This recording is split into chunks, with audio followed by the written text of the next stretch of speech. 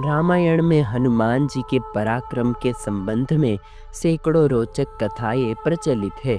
उनके बचपन से लेकर कलयुग तक तो हजारों कथाएं हमें पढ़ने को मिल जाती है। आइए जानते हैं यहाँ पर मात्र 5 ऐसी पौराणिक कथाएं जो बड़ी रोचक है। लंका विजय कर अयोध्या लौटने पर जब श्री राम उन्हें युद्ध में सहायता देने वाले विभीषण, सुग्रीव, अंगद आदि को कृतज्ञता स्वरूप उपहार देते हैं, तो हनुमान जी श्री राम से याचना करते हैं, हे वीर श्री राम, इस पृथ्वी पर जब तक श्री राम कथा प्रचलित रहे तब तक निसंदेह मेरे प्राण इस शरीर में बसे रहे। इस पर श्री राम उन्हें आशीर्वाद देते हैं कि हे कपीश्वर, ऐसा ही होगा, इसमें संदेह नहीं है। संसार में मेरी कथा जब तक प्रचलित रहेगी तब तक तुम्हारी कीर्ति अमिट रहेगी और तुम्हारे शरीर में प्राण भी रहेंगे। जब तक ये लोक बने रहेंगे तब तक मेरी कथाएं भी स्थिर रहेगी। चारों जुग परताप तुम्हारा, हे प्रसिद्ध जगत उजियारा। एक बार बचपन में ही हनुमान जी समुद्र में से संजीवनी पर्वत को देवगुरु बृहस्पति के कहने से अपने पिता के लिए उठा लाते हैं। यह देखकर उनकी माता बहुत भावुक हो जाती है। इसके बाद राम रावण युद्ध के दौरान जब रावण के पुत्र मेघनाथ ने शक्ति बाण का प्रयोग किया तो लक्ष्मण सहित कई वानर मूर्छित हो गए थे। जामवंत के कहने पर हनुमान जी संजीवनी बूटी लेने द्रोणाचल पर्वत की ओर गए। जब उनको बूटी की पहचान नहीं हुई तब उन्होंने पर्वत के एक भाग को उठाया और वापस लौटाने लगे। रास्ते में उनको कालनेमी राक्षस ने रोक लिया और युद्ध के लिए ललकारने लगा। कालनेमी राक्षस रावण का अनुचर था। रावण के कहने पर ही कालनेमी हनुमान जी का रास्ता रोकने गया था, लेकिन राम भक्त हनुमान जी उनके छल को जान गए और उन्होंने तत्काल उसका वध कर दिया। जब हनुमान जी सीता माता को ढूंढते ढूंढते विभीषण के महल में चले जाते हैं तो विभीषण के महल पर वे राम का चिन्ह अंकित देखकर प्रसन्न हो जाते हैं। वहां उनकी मुलाकात विभीषण से होती है। विभीषण उनसे उनका परिचय पूछते हैं और वे खुद को रघुनाथ का भक्त बताते हैं। हनुमान और विभीषण का लंबा संवाद होता है और हनुमान जी जान जाते हैं कि यह काम का व्यक्ति है। इसके बाद जिस समय श्री राम लंका पर चढ़ाई करने की तैयारी कर रहे थे उस दौरान विभीषण का रावण से विवाद चल रहा होता है। अंत में विभीषण महल छोड़कर राम से मिलने को आतुर होकर समुद्र के इस पार आ जाते हैं। वानरों ने विभीषण को आता देखा तो उन्होंने जाना कि शत्रु का कोई खास दूत है। कोई भी विभीषण पर विश्वास नहीं कर रहा था। सुग्रीव कहते हैं कि हे रघुनाथ जी सुनिए, रावण का भाई मिलने आया है। प्रभु कहते हैं, हे मित्र, तुम क्या समझते हो? वानर राज सुग्रीव ने कहा, हे नाथ, राक्षसों की माया जानी नहीं जाती। यह इच्छा अनुसार रूप बदलने वाला न जाने किस कारण आया है। ऐसे में हनुमान जी सभी को दिलासा देते हैं और राम भी कहते हैं कि मेरा प्रण है कि शरणागत के भय को हर लेना चाहिए। इस तरह हनुमान जी के कारण ही श्री राम विभीषण का मिलन सुनिश्चित होता है। शास्त्रों के अनुसार विद्वान लोग कहते हैं कि सर्वप्रथम राम कथा हनुमान जी ने लिखी थी और वह भी एक शिला पर अपने नाखूनों से लिखी थी। यह राम कथा वाल्मीकि जी की रामायण से भी पहले लिखी गई थी और यह हनुमद रामायण के नाम से प्रसिद्ध है। यह घटना तब की है जबकि भगवान श्री राम रावण पर विजय प्राप्त करने के बाद अयोध्या में राज करने लगे थे और श्री हनुमान जी हिमालय पर चले जाते हैं। वहां वे अपनी शिव तपस्या के दौरान की एक शिला पर प्रतिदिन अपने नाखून से रामायण की कथा लिखते थे। इस तरह उन्होंने प्रभु श्री राम की महिमा का उल्लेख करते हुए हनुमद रामायण की रचना की। कुछ समय बाद महर्षि वाल्मीकि ने भी वाल्मीकि रामायण लिखी और लिखने के बाद उनके मन में इसे भगवान शंकर को दिखाकर उनको समर्पित करने की इच्छा हुई। वे अपनी रामायण लेकर शिव के धाम कैलाश पर्वत पहुंच गए। वहां उन्होंने हनुमान जी को और उनके द्वारा लिखी गई हनुमद रामायण को देखा। हनुमद रामायण के दर्शन कर वाल्मीकि जी निराश हो गए। वाल्मीकि जी को निराश देखकर हनुमान जी ने उनसे उनकी निराशा का कारण पूछा तो तो महर्षि बोले कि उन्होंने बड़ी ही कठिन परिश्रम के बाद रामायण लिखी थी, लेकिन आपकी रामायण देखकर लगता है कि अब मेरी रामायण उपेक्षित हो जाएगी, क्योंकि आपने जो लिखा है उनके समक्ष मेरी रामायण तो कुछ भी नहीं है। तब वाल्मीकि जी की चिंता का शमन करते हुए श्री हनुमान जी ने हनुमद रामायण पर्वतशिला को एक कंधे पर उठाया और दूसरे कंधे पर महर्षि वाल्मीकि को बिठाकर समुद्र के पास गए और स्वयं द्वारा की गई रचना को श्री राम को समर्पित करते हुए समुद्र में समा दिया। तभी से हनुमान द्वारा रची गई हनुमद रामायण उपलब्ध नहीं है, वह आज भी समुद्र में पड़ी हुई है। आनंद रामायण में वर्णन है कि अर्जुन के रथ पर हनुमान जी के विराजित होने के पीछे भी एक कारण है। एक बार किसी रामेश्वर तीर्थ में अर्जुन का हनुमान जी से मिलन हो जाता है। इस पहली मुलाकात में हनुमान जी से अर्जुन ने कहा, अरे राम और रावण के युद्ध के समय तो आप थे। हनुमान जी ने कहा, हाँ। तभी अर्जुन ने कहा, आपके स्वामी श्री राम तो बड़े ही श्रेष्ठ धनुर्धारी थे, तो फिर उन्होंने समुद्र पार जाने के लिए पत्थरों का सेतु बनवाने की क्या आवश्यकता थी? यदि मैं वहां उपस्थित होता तो समुद्र पर बाणों का सेतु बना देता, जिस पर चढ़कर आपका पूरा वानर दल समुद्र पार कर लेता। इस पर हनुमान जी ने कहा, असंभव बाणों का सेतु वहां पर कोई काम नहीं कर पाता। हमारा यदि एक भी वानर चढ़ता तो बाणों का सेतु छिन्न भिन्न हो जाता। अर्जुन ने कहा, नहीं, देखो ये सामने सरोवर है, मैं उस पर बाणों का एक सेतु बनाता हूँ, आप इस पर चढ़कर सरोवर को आसानी से पार कर लेंगे। हनुमान जी ने कहा, असंभव है। तब अर्जुन ने कहा, यदि आपके चलने से सेतु टूट जाएगा तो मैं अग्नि में प्रवेश कर जाऊंगा, और यदि नहीं टूटता तो आपको अग्नि में प्रवेश करना पड़ेगा। हनुमान जी ने कहा, मुझे स्वीकार है, मेरे 2 चरण ही इसने झेल लिए तो मैं हार स्वीकार कर लूँगा। तब अर्जुन ने अपने प्रचंड बाणों से सेतु तैयार कर दिया। जब तक सेतु बनकर तैयार नहीं हुआ तब तक तो हनुमान जी लघु स्वरूप में ही रहे, लेकिन जैसे ही सेतु तैयार हुआ हनुमान जी ने विराट रूप धारण कर लिया। हनुमान जी राम का स्मरण करते हुए उस बाणों के सेतु पर चढ़ गए। पहला पग रखते ही सेतु सारा का सारा डगमगाने लगा, दूसरा पैर रखते ही चरमरा और तीसरा पैर रखते ही सरोवर के जल में खून ही खून हो गया। तब हनुमान जी सेतु से नीचे उतर आए और अर्जुन से कहा कि अग्नि तैयार करो। अग्नि प्रज्वलित हुई और jैसे ही हनुमान अग्नि में कूदने चले वैसे ही भगवान श्री कृष्ण प्रकट हो जाते हैं और बोले, ठहरो। तभी अर्जुन और हनुमान उन्हें प्रणाम किया।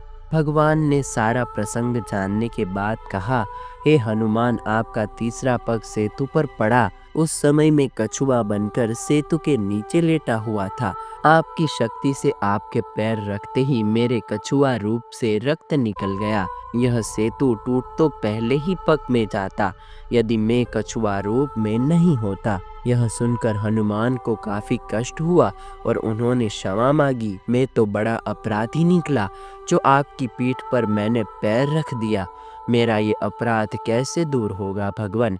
तब कृष्ण ने कहा, ये सब मेरी इच्छा से ही हुआ है, आप मन खिन्न मत कर, और मेरी इच्छा है कि तुम अर्जुन के रथ की ध्वजा पर स्थान ग्रहण करो। इसलिए द्वापर में श्री हनुमान महाभारत के युद्ध में अर्जुन के रथ के ऊपर ध्वजा लिए बैठे रहते हैं। तो जामवंत को वृक्षराज कहा जाता है। यह वृक्ष बिगड़कर रीछ हो गया, जिसका अर्थ होता है भालू, अर्थात भालू के राजा। लेकिन क्या वे सचमुच भालू मानव थे? रामायण आदि ग्रंथों में तो उनका चित्रण ऐसा ही किया गया है। वृक्ष शब्द संस्कृत के अंतरिक्ष शब्द से निकलता है। दरअसल दुनिया भर की पौराणिक कथाओं में इस तारामंडल को अलग अलग नाम से पुकारा जाता है, लेकिन सप्तऋषि तारामंडल यूनान में बड़ा भालू कहा जाता है। इस तारामंडल के संबंध में प्राचीन भारत और यूनान में कई दंत कथाएं प्रचलित है। पुराणों के अध्ययन से पता चलता है कि वशिष्ठ, अत्रि, विश्वामित्र, दुर्वासा, अश्वत्थामा, राजा बलि, हनुमान, विभीषण, कृपाचार्य, परशुराम, मार्कंडेय ऋषि, वेदव्यास और जामवंत आदि कई ऋषि मुनि और देवता सशरीर आज भी जीवित है। कहते हैं कि जाम्बवंत जी बहुत ही विद्वान है, वेद उपनिषद उन्हें कंठस्थ है। वह निरंतर पढ़ाई करते थे और इस स्वाध्यायशीलता के कारण ही उन्हें लंबा जीवन प्राप्त किया था। परशुराम और हनुमान के बाद जाम्बवंत ही ऐसे एक व्यक्ति थे जिनके तीनों युग में होने का वर्णन मिलता है और कहा जाता है कि वे आज भी जिंदा है। लेकिन परशुराम और हनुमान से भी लंबी उम्र है जाम्बवंत जी की, क्योंकि उनका जन्म सतयुग में राजा बलि की काल में हुआ था। परशुराम से बड़े हैं जाम्बवंत और जाम्बवंत से बड़े हैं राजा बलि। रामायण काल में हमारे देश में 3 प्रकार की संस्कृतियों का अस्तित्व था। उत्तर भारत में आर्य संस्कृति, जिसके प्रमुख राजा दशरथ थे। दक्षिण भारत में अनार्य संस्कृति, जिसका प्रमुख राजा रावण था। और तीसरे संस्कृति देश के मध्य में भारत में आरण्यक संस्कृति, जनजातीय और आदिवासी के रूप में अस्तित्व में थी, जिनके संरक्षक महर्षि अगस्त्य मुनि थे। अगस्त्य मुनि वनवासियों के गुरु व मार्गदर्शक थे। वृक्ष और वानर, बाली, सुग्रीव, जाम्बवंत, हनुमान, नल, नील आदि अगस्त्य मुनि के शिष्य थे। कहा जाता है कि जाम्बवंत सतयुग और त्रेता युग में भी थे और द्वापर में भी उनके होने का वर्णन मिलता है। जाम्बवंत एक रीछ थे या किसी देवता की संतान? आखिर जाम्बवंत जी इतने लंबे काल तक कैसे जिंदा रहे? आइए जानते हैं इसके बारे में। प्राचीन काल में इंद्रपुत्र, सूर्यपुत्र, चंद्रपुत्र, पवनपुत्र, वरुणपुत्र, अग्निपुत्र आदि देवताओं के पुत्रों का अधिक वर्णन मिलता है। उपरोक्त देवताओं को स्वर्ग का निवासी कहा गया है। एक और जहां हनुमान जी और भीम को पवनपुत्र माना गया है, वहीं जाम्बवंत जी को अग्निपुत्र कहा गया है। जाम्बवंत की माता एक गंधर्व कन्या थी। जब पिता देव और माता गंधर्व थी तो वे कैसे रीछ मानव हो सकते हैं? एक दूसरी मान्यता के अनुसार भगवान ब्रह्मा ने एक ऐसा रीछ मानव बनाया था जो 2 पैरों से चल सकता था और जो मानव से संवाद कर सकता था। पुराणों के अनुसार वानर और मानवों की तुलना में अधिक विकसित रीछ जनजाति का उल्लेख मिलता है। वानर और किम पुरुष की बीच की यह जनजाति अधिक विकसित थी। हालांकि इस संबंध में अधिक शोध किए जाने की आवश्यकता है। माना जाता है कि देवासुर संग्राम में देवताओं की सहायता के लिए जाम्बवंत का जन्म अग्नि के पुत्र के रूप में हुआ था। उनकी माता एक गंधर्व कन्या थी। सृष्टि के आदि में प्रथम कल्प के सतयुग में जाम्बवंत जी की उत्पत्ति हुई थी। जाम्बवंत ने अपने सामने ही वामन अवतार को देखा था। वे राजा बलि के काल में भी थे। राजा बलि के 3 पग धरती मांगकर भगवान वामन ने बलि को चिरंजीवी होने का वरदान देकर पाताल लोक का राजा बनाया था। वामन अवतार के समय जाम्बवंत जी अपनी युवा अवस्था में थे। जाम्बवंत को चिरंजीवियों में शामिल किया गया है जो कलयुग के अंत तक जीवित रहेंगे। त्रेता युग में भी जाम्बवंत बूढ़े हो चले थे। राम के काल में उन्होंने भगवान राम की सहायता की थी। कहते हैं कि जाम्बवंत जी समुद्र को लांघने में सक्षम थे, लेकिन त्रेता युग में वह बूढ़े हो गए थे। इसीलिए उन्होंने हनुमान जी से इसके लिए विनती की थी, आप ही समुद्र लांघिए। वाल्मीकि रामायण के युद्ध कांड में जाम्बवंत का नाम विशेष उल्लेखनीय है। जब हनुमान जी अपनी शक्ति को भूल जाते हैं तो जाम्बवंत जी ही उन्हें याद दिलाते हैं। रामायण अनुसार वानर सेना में अंगद, सुग्रीव, सुषेण, कुमुद, गवाक्ष, केसरी, शतबली, विदित, मेद, हनुमान, नील, नल, शरभ, गवई, लोग आदि शामिल थे। माना जाता है कि जाम्बवंत जी आकार प्रकार में कुंभकर्ण से तनिक ही छोटे थे। जाम्बवंत को परम ज्ञानी और अनुभवी माना जाता है। उन्होंने ही हनुमान जी से हिमालय में प्राप्त होने वाली 4 दुर्लभ औषधियों का वर्णन किया था, जिसमें से एक संजीवनी थी। राम रावण के युद्ध में जाम्बवंत जी राम के सेनापति थे। युद्ध की समाप्ति के बाद जब भगवान राम विदा होकर अयोध्या लौटने लगे तो जाम्बवंत जी ने उनसे कहा कि प्रभु, इतना बड़ा युद्ध हुआ मगर मुझे पसीने की एक बूंद तक नहीं गिरी। तो उस समय प्रभु श्री राम मुस्कुरा दिए और चुप रह गए। श्री राम समझ गए कि जामवंत जी के भीतर अहंकार प्रवेश कर गया है। जामवंत ने कहा, प्रभु, युद्ध में सबको लड़ने का अवसर मिला, परंतु मुझे अपनी वीरता दिखाने का कोई अवसर नहीं मिला। मैं युद्ध में भाग नहीं ले सका और युद्ध करने की मेरी इच्छा मेरे मन में ही रह गई। उस समय भगवान ने जामवंत जी से कहा, तुम्हारी ये इच्छा अवश्य पूर्ण होगी। जब मैं अगला अवतार धारण करूंगा, तब तक तुम इसी स्थान पर रहकर तपस्या करो। स्वमंतक मणि को इंद्रदेव धारण करते हैं। कहते हैं कि प्राचीन काल में कोहिनूर को ही समंतक मणि कहा गया था। कई शास्त्रों के अनुसार कोहिनूर हीरा लगभग 5000 वर्ष पहले मिला था और यह प्राचीन संस्कृत इतिहास में लिखे अनुसार स्वमंतक मणि नाम से प्रसिद्ध रहा था। दुनिया के सभी हीरों का राजा है कोहिनूर हीरा। यह बहुत काल तक भारत के क्षत्रिय शासकों के पास रहा, फिर यह मुगलों के हाथ लगा। इसके बाद अंग्रेजों ने इसे हासिल किया और अब यह हीरा ब्रिटेन के म्यूजियम में रखा है। हालांकि इसमें कितनी सच्चाई है कि कोहिनूर हीरा ही स्वमंतक मणि है, यह शोध का विषय हो सकता है। यह एक चमत्कारिक मणि है। भगवान श्री कृष्ण को इस मणि के लिए युद्ध करना पड़ा था। उन्होंने मणि के लिए नहीं बल्कि खुद पर लगे मणि चोरी के आरोप को असिद्ध करने के लिए जामवंत से युद्ध करना पड़ा था। दरअसल यह मणि भगवान श्री कृष्ण की पत्नी सत्यभामा के पिता सत्यजीत के पास थी और उन्हें यह मणि भगवान सूर्य ने दी थी। सत्यजीत ने यह मणि अपने देवघर में रखी थी। वहां से वह मणि पहनकर उनका भाई प्रसेनजीत आखेट के लिए चला गया। जंगल में उसे और उनके घोड़े को एक सिंह ने मार दिया और मणि अपने पास रख ली। सिंह के पास मणि देखकर जामवंत जी ने सिंह को मारकर मणि उससे ले ली और उस मणि को लेकर वे अपनी गुफा में चले गए, जहां उन्होंने खिलौने के रूप में इसको अपनी पुत्री को दे दिया। इधर सत्यजीत ने श्री कृष्ण पर आरोप लगा दिया कि यह मणि उन्होंने चुराई है। तब श्री कृष्ण को यह मणि हासिल करने के लिए जामवंत जी से युद्ध करना पड़ा। बाद में जामवंत जब युद्ध में हारने लगे, तब उन्हें अपने प्रभु श्री राम को पुकारा और उनकी पुकार सुनकर श्री कृष्ण को अपने राम स्वरूप में आना पड़ा। तब जामवंत ने समर्पण कर अपनी भूल स्वीकारी और उन्हें मणि भी दे दी और श्री कृष्ण से निवेदन किया कि आप मेरी पुत्री जामवती से विवाह करें।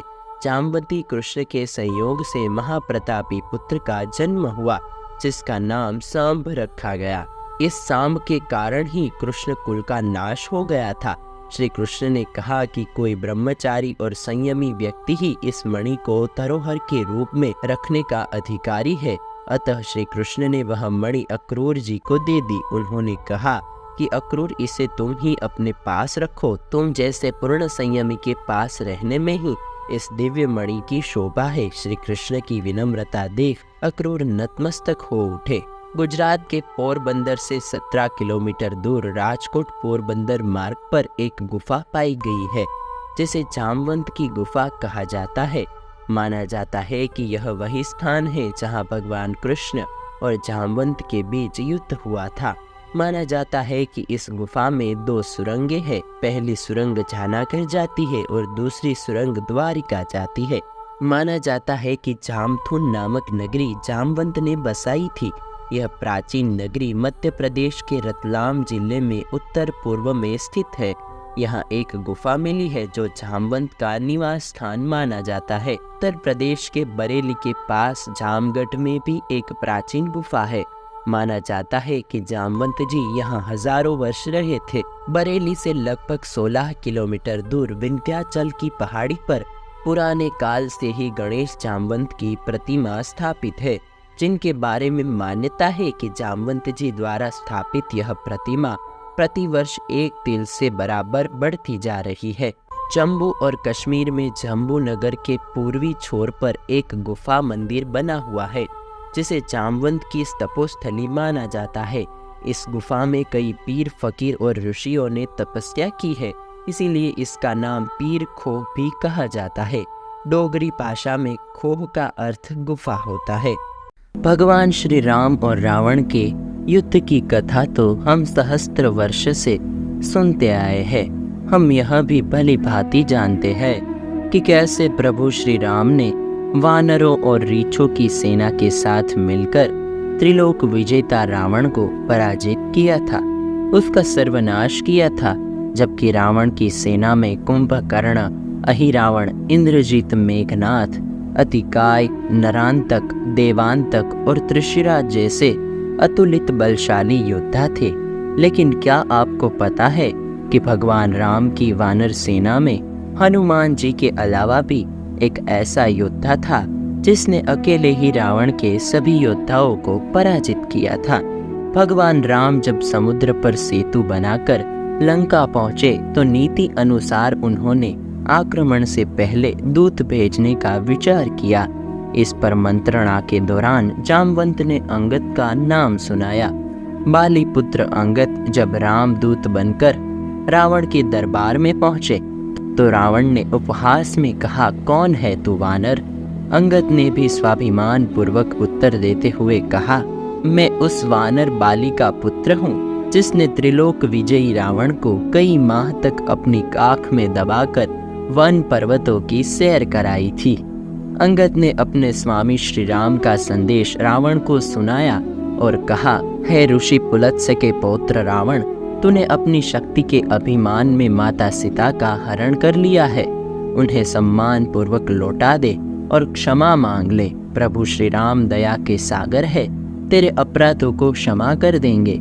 इस पर अहंकार वश रावण ने कहा, मूर्ख वानर, तेरा स्वामी राम केवल एक साधारण मानव है और ना ही उसकी सेना में मेरे किसी एक अकेले योद्धा के सामने टिकने के योग्य है। वो मुझे क्या क्षमा देगा?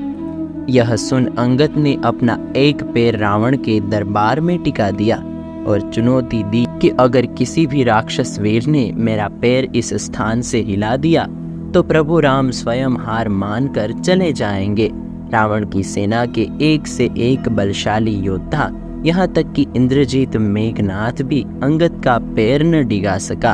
अपने ही दरबार में अपने सभी योद्धा को परास्त होता देख अंततः रावण स्वयं अंगद का पैर डिगाने के लिए आया।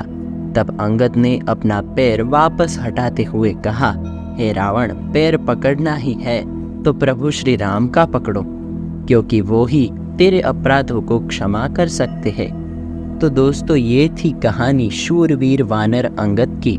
तो दोस्तों, आज का ये वीडियो आपको कैसा लगा मुझे कमेंट करके ज़रूर बताइएगा।